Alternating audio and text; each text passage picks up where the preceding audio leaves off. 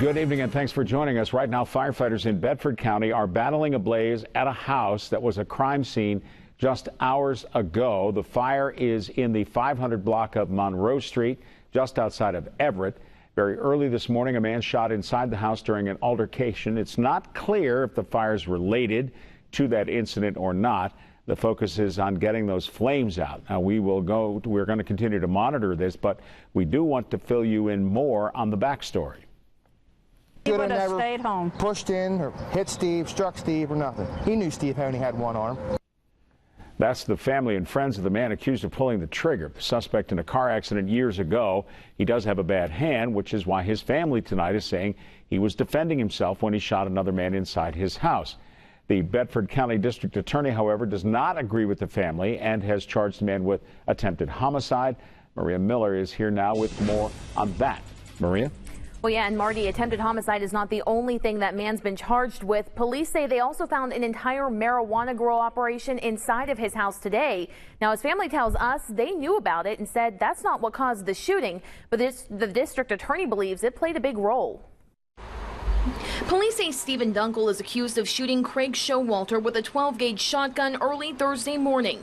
A criminal complaint says Showalter was taken to the hospital with gunshot wounds to his head and leg. He was still able to speak with police, though, telling them he remembered feeling a hot flash and then heard Dunkel saying, quote, "I'm going to kill you. I'm going to kill your whole family." Dunkel, though, has another version of the story, telling police it was Showalter who was assaulting him. He said he feared for his life when he pulled the trigger. First telling police, quote, "I didn't care. I thought I killed him." Later saying he wished the incident hadn't happened and that he didn't want to hurt anyone. He wouldn't have done this unless there was probably something actually wrong. We talked with Dunkel's family Thursday, who said they believe Dunkel was just defending himself. He done what he could. He had a gun laying there and he shot it. So it was self-defense. That's self-defense. Because he shouldn't have come in the house. But the district attorney disagrees. Self-defense means there's a justifiable homicide.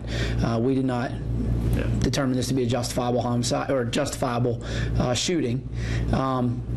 He's been charged. That's not all he's been charged with. Take a look at what police pulled from his home while we were there on Thursday. There was an active grow operation, so there was definitely manufacturing marijuana going on at this residence. That's something that doesn't come as a shock to Dunkel's family.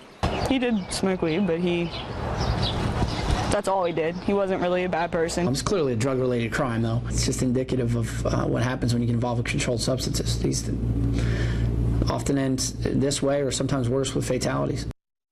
Now, Dunkel is in the Bedford County Jail tonight on $150,000 straight cash bond. Again, dispatch confirms his house is now on fire. We do have a crew there, and we'll bring you the latest, of course, as we get it. Reporting live, Maria Miller, 6 News.